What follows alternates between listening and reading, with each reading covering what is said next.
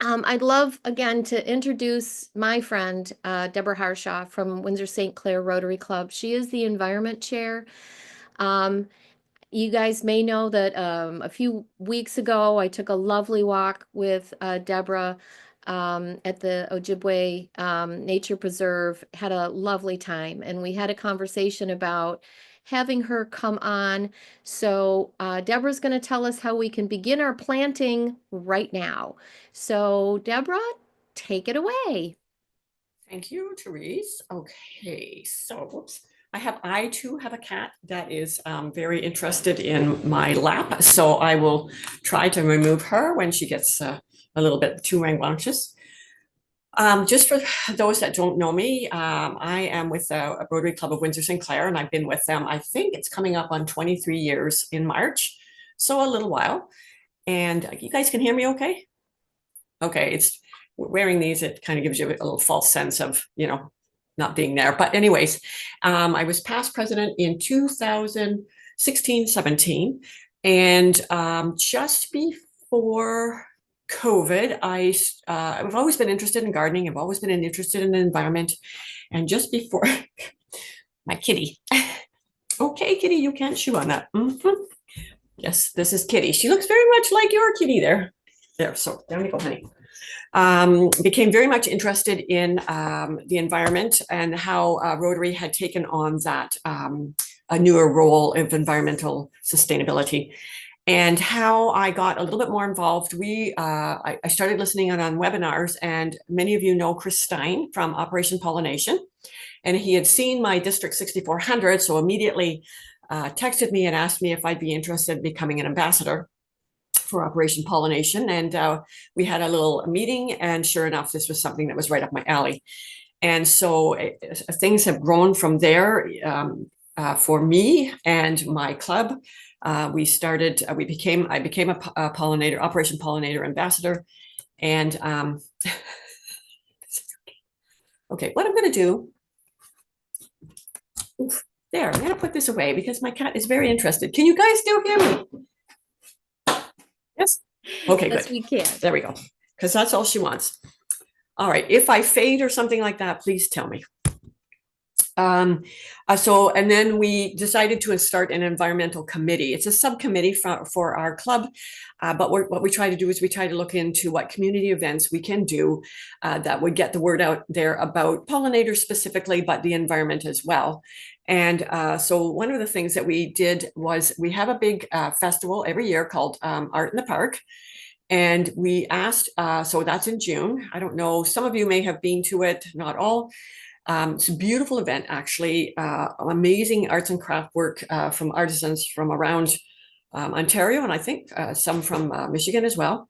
And we asked if we could get a table and set up our Operation Pollination booth, and basically just as an educational tool.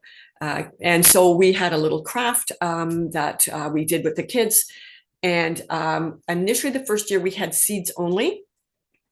And then my daughter and I, my youngest daughter, Kira, she's quite involved in the environmental aspect of this. And in fact, when we start an environmental satellite club or eventually a environmental a standalone club, I'm hoping that she'll be one of the members. As long as I don't have to talk, she says, Mom, I'll just be a doer. No problem. We decided to try our hand at winter sowing last year. And we got ourselves some containers and put some soil in it. And I'll explain it more in a minute, and seeds.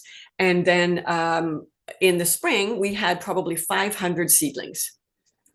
And so what my daughter did is in the backyard, she meticulously took apart each of these seedlings, put them in a small container. And then at Art in the Park, we not only had seeds to give away, but we also had seedlings. And she also made these posters that had each of the flower types. She keeps revising them every year because depending on the questions people ask. So each had a picture of the plant that was, what the seedling was going to grow into. If it was a sun or a shade, if it was moist or dry. She even got asked questions about, are some of these plants poisonous to animals, like the poinsettia that we mentioned earlier. Lilies are also poisonous to animals. All kinds of lilies, their bulbs, their seed, everything. So don't have those in your house if you have pets. So then she revised her posters to put down one of them, each plant that had that was poisonous, so that you would know where in your garden, or if you have a dog or cat that's a chewer, sorry, playing interference here with my kitty, that you will keep them somewhere out of the garden. So anyways, in that, and this is where I got the idea that perhaps it might be something that your club might look into. The last meeting I attended, Therese, was in December, I believe. And the topic came up of fundraisers. And I thought, well, you know what? We had seeds are free on our, on our table at our booth, but plants were by donation. And by the end of the day, we had, the end of the weekend, we had $600 in donations for people taking plants and seedlings. So they just donated what they wanted to. We also did a face painting, and people would donate through that for the kids. So butterflies and bees and that kind of thing. But I thought, that might be not a bad plan for your club, because each of you are in slightly different locations, and perhaps you could tag into an event in this, maybe late spring, early summerish, where you could set up a little table and you could do a similar type of thing. And maybe if you made 100 or 150 from each location, it all adds up. And it's a really great way to introduce people to pollinators and pollinator gardens and native plants. And but also you're doing a really good service to your community. So anyways, that's why I brought this up to Therese when we did our little walk. And so that's when I took the picture. I showed her our poster. So this is one of the posters that my daughter put together. Now I'll hold it up, but I think, Therese, you've shared it with your club members. I think I posted on LinkedIn, but I'll forward a picture to everybody. So this is a poster. I'll go over it in a second. I don't know if you can see that very well. I'm trying to hold it up without a lot of, whoops. I'm not very good at this, guys. Sorry. No, you're doing fine.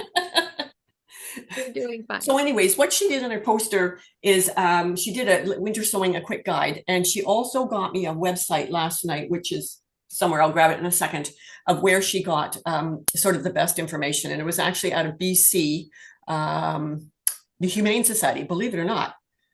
Very odd. And it tells you how to do this. And so you need, she even put the soil type, because what you want to do if you're going to buy soil for the containers, which I'll show you in a second, you want a soil that doesn't hold a ton of moisture. So you don't want that's moisture laden, because what will happen then, the containers will get too wet inside, and then your seedlings and seeds will rot. Okay, so these are some of the suggestions she put here. So I'll grab a container, which is right here. I just texted everybody the poster picture. Okay. Turn this up just a little bit in case there's any. And if there's any, look at me using technology. I'm so proud of myself. If there's any questions or confusions, and you need just let me know. So this is a container that we used. Okay, it doesn't matter about the label. And then so what we did is we used an X-Acto knife to open it. Now we left the back intact. Okay, so basically what you do, you want it deep enough that this one wasn't as deep as I'd like, but doable, because the roots, believe it or not, grow very, very deep. And one of the beautiful things about native plants, and one of their jobs that they do in our gardens and in our environment, is they have deep, deep roots. So they take a lot of the moisture that's falling on them, whether that's snow, rain, sleet, whatever we're getting today is yuck. And they take that moisture right down deep into the soil, so it doesn't just run off into your street or sewer or basement. Okay, so you want it, and we didn't dig them quite deep enough, and we got to this. We just moved at the time, just before we set up our Art in the Park show. So we were a little bit tardy in getting these guys into the plants into their own little containers. And so the roots were all twirled around inside, and she had to kind of tease apart the roots to put them in their containers. You don't have to wait quite that long. But yeah, that's what happens. So you want to make sure that when you cut this guy, that you cut him a little bit, give him a nice, good, deep section. Okay. And then basically what you do is you put the soil in there. She has, oh, look at her poster. So she basically you moisten the soil when you put it in there, and but it's not soaking, but you want it moist. And then you put the soil in, you pat it down, and then you just basically put the seeds on top. You can just gently pat them into the soil, but you don't have to dig them down.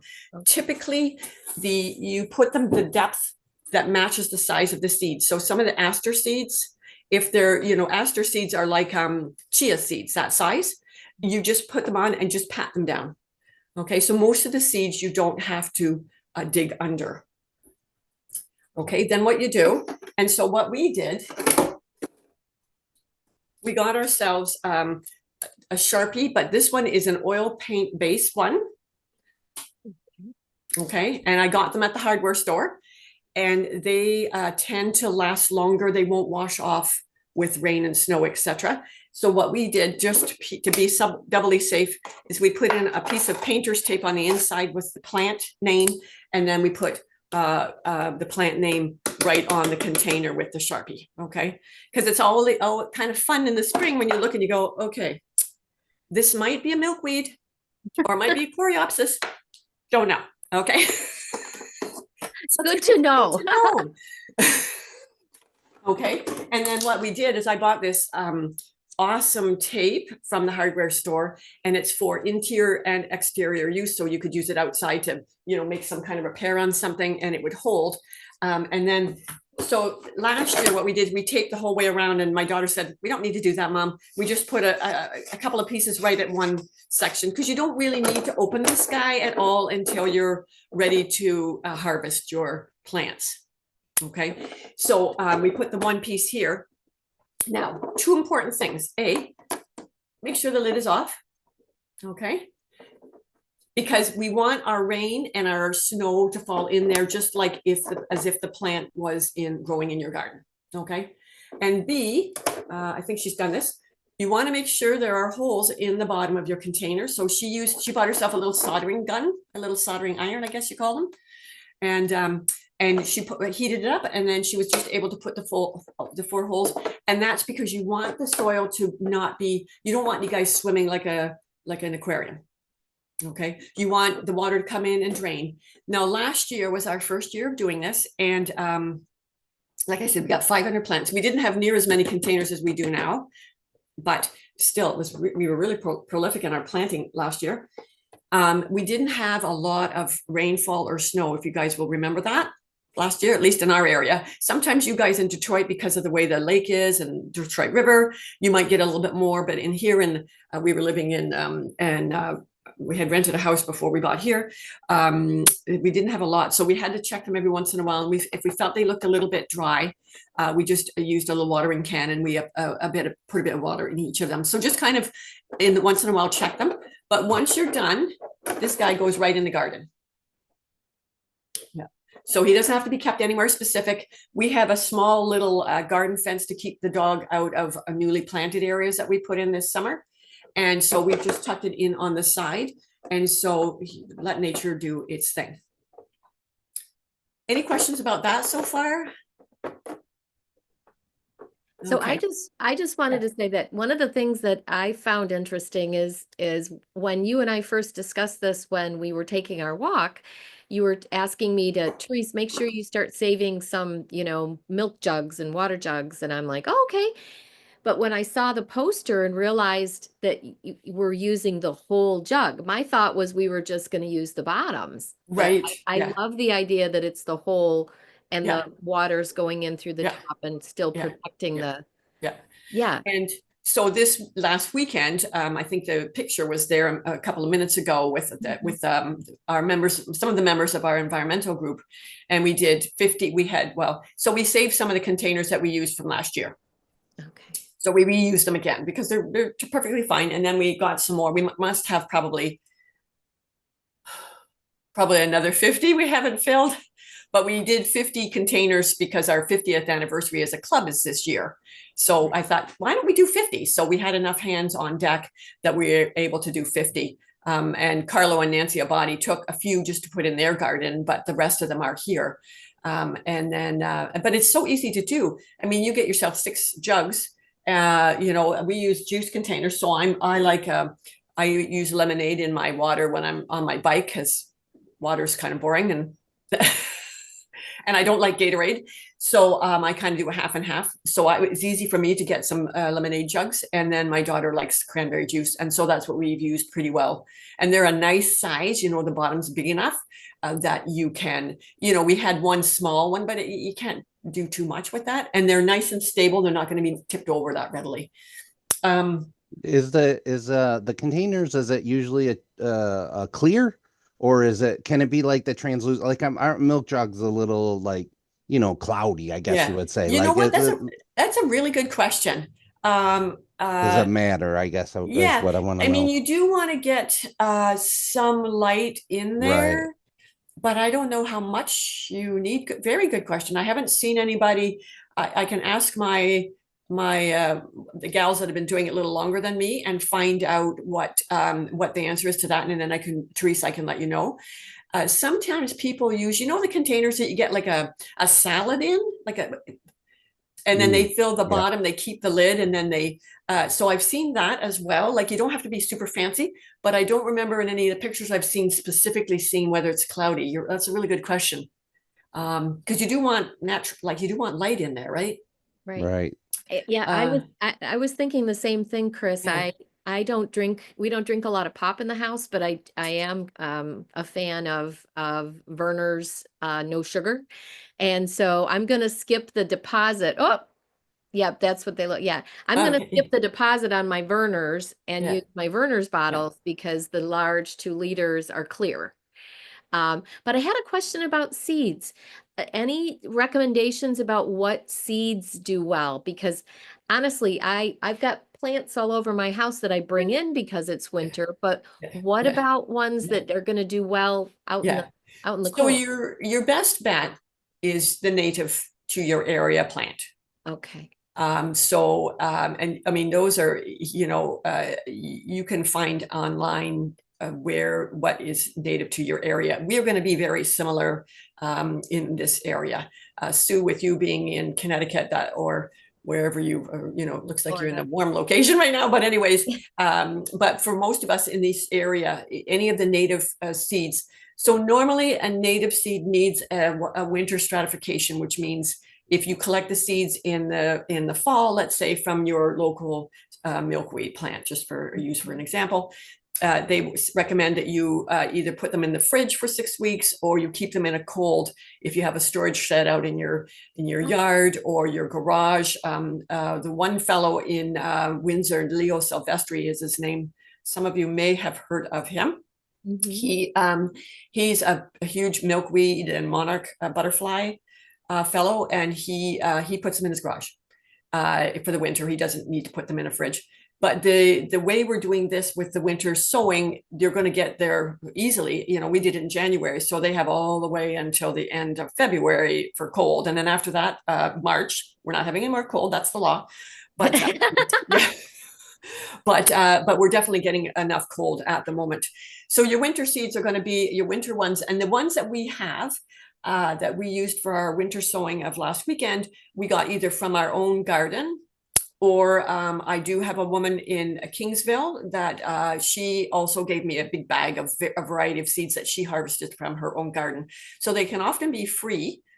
You just need to find somebody in your neighborhood that does native plants. So coreopsis, asters, bergamots, bee balms, black-eyed Susans, echinacea. What you want is to get the seeds from ones that aren't hybrids, or so if you go to buy, let's say, an echinacea plant at your plant store and it says Red Beauty, that's a hybrid. So sometimes those hybrids aren't recognized by our pollinators. We had some lovely echinacea that I purchased before I knew the difference, and we didn't see one pollinator visit it ever. Beautiful flowers, gorgeous, lovely, but not of one single pollinator. And I see Judy has her hand up. So Judy. So sometimes libraries have seed libraries. You got it. Yeah. And our communities right now in Essex coming up in the beginning of March, I believe, they have what's called a CD Saturday. And so a lot of communities, if you look that up, you can see that you can go and you can get seed, do seed exchanges. And or the libraries, our Essex libraries, you can go and in the fall, kind of later in the fall when they've harvested, they'll have small seed packets, and you can grab a whole bunch of different seeds. So your best bet in terms of deciding which ones might be, I mean, we all know why we want native, right? I mean, basically because we're losing our biodiversity in this area, which means that the critters that are used to feeding off those plants, or you know, like the monarch butterflies only eat when they're caterpillars, only eat milkweed, but then after they turn into a butterfly, they can go to a numerous. But if you have no milkweed, you're not going to see any monarchs. So if you don't have a diverse amount of plants in your yard, you're not going to get a diverse number of critters. And I mean, this past year, Kira was out in the backyard and she texted me, she said, Mom, there are 2 clearwing moths in our backyard. If you've ever seen those, they're also called hummingbird moths.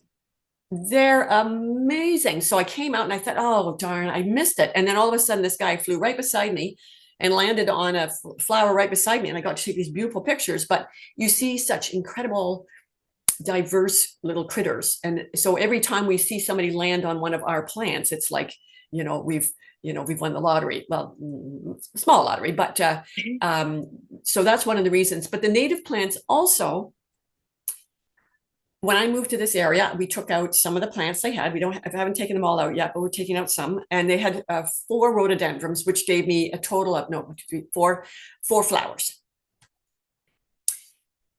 I used to like rhododendrons, but rhododendrons are not native to this area. Rhododendrons do not provide any nectar or pollen for any of our pollinators. So they're basically they're a non-nothing. They're just a flower. And they, by their name, hydrangea, they need water. So this summer, when we had some dry spells, all my other native plants were doing fine.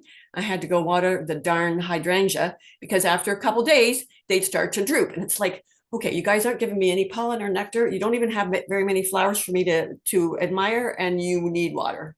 So one of the beautiful things about a native plant is they are born and raised in this area. And so they are used to our weirdo conditions and our thick clay and that kind of stuff. And some of them actually are very good breaking through that clay. We just need to get them established. And the other thing is that some of the native plants actually will help clean soil. So if you've got, one of the Rotary Club's Harrow, there used to be an old gas station in their downtown core that was taken away, but they can't do anything on it because of the potential for contaminants. And I was telling Ray, the one fellow from Harrow, that there are native plants that you could plant in there to try to clean it up, over the next few years, so that then that area could be usable. Right now, they've got a little Rotary kind of shed shack that they do events out of, like they do public education. But it would be nice if they were able then ultimately to plant some nice plants in that area. Any other questions? I'll just show you one more thing. And you might have wondered, why is Therese showing us a bucket of Timbits? Yes, well, that's what I was going to say. Can you tell us about your seed bombs? Okay, so we haven't quite decided whether to call these seed bombs. I should hold more than 2. There, seed bombs or seed balls. Sorry, don't mean to be offensive anyway. No. But, just because of the political climate, seed bombs might sound a little, or I was thinking of, well, we could call them like seed capsules, seed bits. I don't know. So anyways, so what this is they're embedded in these lovely seed ball bomb capsules is our seeds from our gardens. Okay. And it's a mixture of, and I can send this to Therese. Kira wrote it down for me. She's very kind. We have 5 parts clay, and she said one of the easiest, you can use potting clay if you want, but what we used for those, kitty litter, the unscented clumping kitty litter, okay? 3 parts of soil. So she just used a potting soil, and then 1 part seeds. And then what you do is you mix all those dry ingredients like you're cooking. When you're baking, you put the dry ingredients together, and then up to 2 parts water. So what she says is, add the water in bits so that you don't drown it, because what you want is the seed balls clumping together enough so they stay together, but if it's too moist, they won't. And then what you do is you set them out somewhere to dry. So we are very fortunate. We have we call it a sunroom off the back of our house. It's a 2-season room, a 3-season when the weather's good. And we could lay them out on a table there and let them dry like over winter there. And then what you do is in the spring, once the weather's warm enough, you can take them and you can toss those babies anywhere you want. And they will carry the seeds to the soil, and then you can, so it's one way of spreading the native plant love around. So we are doing a large number for Leo Silvestri, the fellow that does the milkweed and monarchs. He is gotten permission from Ford Motor Company on Lausanne Road. It's a big factory there, plant. And they have big, huge fields that they're really not doing too much with. And so we are going to be tossing those. He's going to give all these seed bombs to the staff, and they're going to toss those throughout the whole meadow area to try and get more pollinator-friendly critters in that area, so that we're, again, improving the biodiversity and supporting our pollinators. One of the things is, so if you know anything about bumblebees, which are probably a better pollinator than a honeybee, I want to say, but they only have a range of 300 or 400 meters. So if there's areas are way too far apart, then they're only dependent on the small area that's in your yard. And so if you kind of make, like pathways or highways of native plants, even if it's on a balcony, sometimes you can get some pollinators coming to your balcony. You can at least provide them a highway that some of these pollinators can go from group to group to group, and they're spreading that pollen. They're getting that biodiversity working. So anyways, any more questions? Because I'm going to be running out of time here. I did look up, I don't know if you could see when I was holding my phone up, to see if you could use those milk jugs that are not completely clear. Yes. And there's I think it's just a family home here, and they have at least 50 of the milk jugs. Okay. So there you go. Question answered. Same way they've got the, the little lid, just like you did, but they're all like a typical milk jug. Yeah. I mean, if you even started with, 6 jugs each or something like that, like I said, I mean, you'll get a good number of plants, and then you can just see if there's a small event coming up that you can put a little table and just have those available, and some information. I know my daughter would be happy to share any of her posters that she has. She has probably about 10 posters of the different plants, and has lots of information. There's lots and lots of resources out there. Even to go on, I go on pollinator pages on Facebook. At the present, I'm still using Facebook, and I'll do so until it starts to be a problem, and then I'll delete it. But right now, it's how I'm communicating with our environmental people across Essex County. So, gosh, I hope it doesn't run into trouble, but we'll see. Only the future will tell. So, but anyways, the website for this, but I can send that information to Therese, for the seed bombs, is the BC SPCA. So the British Columbia, I'm assuming BC, SPCA website, and they have a really good step-by-step process for those. Wonderful. Seed bombs sound like an excellent project for children. Absolutely. And then take them out and they get to throw them. Yeah. Yes. Yeah, exactly. Yeah. And making them too, like get their hands dirty, in good dirt. Oh yeah. My granddaughter, she's not quite 4 yet, but we'll probably be doing a little bit of that in the summer. So yeah. Yeah. Actually, the first time I saw them, Deborah, was when I was hanging out with our District 6380 friend, Sally. Oh yes. Michigan Sally. And Aaron Dobbins and I did a cleanup with her, and she had this giant like wicker basket with little seed bombs in it. And I thought, what is that? And then she explained that she gives them to her students. Yeah. She Yeah. gives them to her students and she Yeah. says, you know, she explains what it is, and she Yeah. had little Ziplocs with like a description and said, you know, so when you Yeah. take this home and give it, you know, show this to your parents, it is safe. Don't eat Yeah. it. Yes, And, yeah, not a Timbit.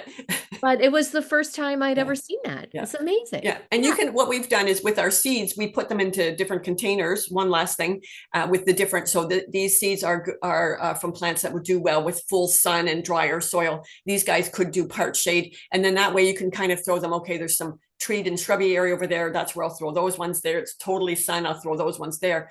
And so, and you can get a nice mixture, but they'll have a better chance of survival if you put them kind of in the area that they do best. Yeah, Julie, jump in. What containers do you use once you are ready to transplant them from your jugs into smaller containers? Yeah, so we went and bought, we went to dollar store basically, or that kind of, you know, and bought just the small little guys. I think we used the smaller, the kind of like a little plasticky green container and a bit of soil, and then she would just carefully plant those in there.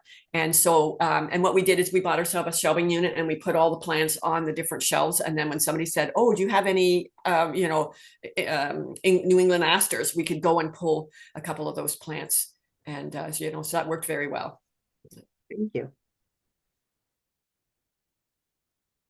Well, Okay. very Thank cool. you. Thank you for listening, everyone. You're welcome. You're welcome. And I want to welcome our friend Rita, who's also on. Hello, Rita. Thank you for joining us, my dear. What a fun meeting today. I've been wanting to get Deborah on because as you all know, I love to garden. I am not very good at it. But I tease that I grow weeds that you eat. And you know, herbs are very easy to grow. Parsley and sage and you know, oregano as a ground cover. But to Deborah's description earlier about a hummingbird moth. Oh my gosh, the most amazing. I think I've probably shared with a couple of you. I have a video of them, and they're the most amazing little critters. Rita, you have a question? Go ahead. Yes, I'm so sorry I joined late. I'm joining from Winnipeg. Oh, welcome. I love gardening. So when I saw this the Zoom link, I was excited. I wanted to join, but I joined late. I'm sorry. You know, just to let you know that so far I enjoyed the little bit I've heard. And to ask, you know, is there a way I can get the link to what you have discussed so I can look at them afterwards? Absolutely. We recorded the presentation and I'll be sure to send the pictures along with it. Okay. Thank you so much. You're welcome. Thanks for joining us. Okay then.